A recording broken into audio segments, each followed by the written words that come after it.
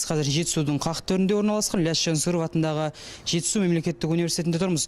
Университетіміздегі 6000-дай студенттің 200-ге жуығы журналистика мамандығы бойынша білім алады. Осы студенттердің бір күндік өмірінен сыр шертетін боламыз. Бізбен бірге болыңыздар.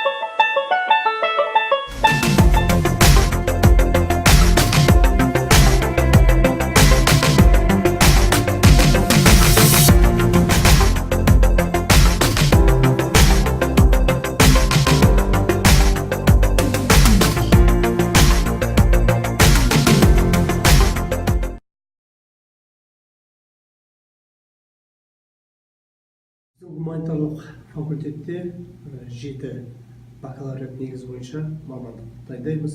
Соның ішінде қазіргі қоғамда өте сұранысқа үлкен және де жауапкершілігі үлкен, жалпы қоғамдағы орны ерекше мамандықтардың бірі бұл журналистика мамандығы.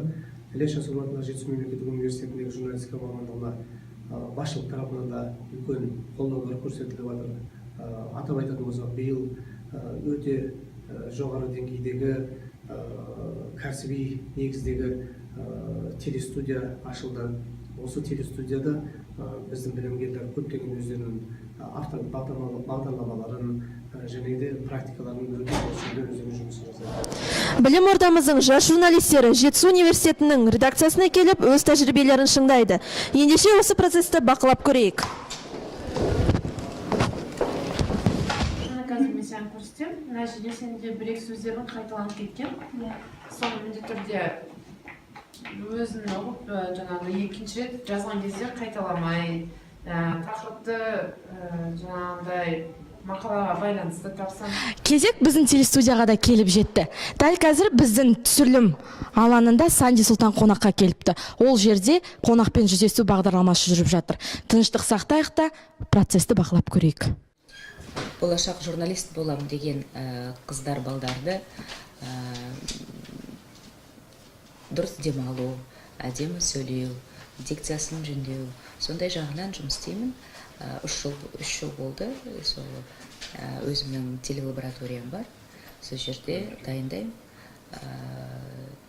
Тек қана журналистер, телеведущийлар емес, басқа да бизнесмендер де келеді. Белгілі политиктер де келіп оқиды менде. Енді әдемі сөйлеймін деген адамдар көп қой. Соның бәрі келіп оқиды. Телестудияда түсірілген барлық бағдарламалар мен хабарлар осы экраннан көрсетіледі. Сәлеметсіз, сізден сұрасақ бола ма? Сізге осы Жетісу мемлекеттік университеті несімен айтып өтсеңіз? Мен осы Жетісу мемлекеттік университетті жұмыспын. Және бұл білім ордасын таңдағаныма еш өкінбеймін. Себебі бұнда білім сапасы ең жоғары. Рахмет сізге. Жетісу мемлекеттік университетінің кітапханасы және басқа ғимараты да мұғалімдері барлығы ұнайды. Кітап қоры бойынша Қазақстандағы 2-ші орындағы кітапхана болып табылады. Және бұл жердегі мұғалімдер жоғарғы білімді мұғалімдер болып табылады. Құрметті көрермендер, сіздер бүгін журналистика мамандығында оқитын студенттің бір күні атты сюжетімізді тамашаладыңыздар. Талдықорған қаласы Жетісу жастары арнайы ЖАС медиа үшін.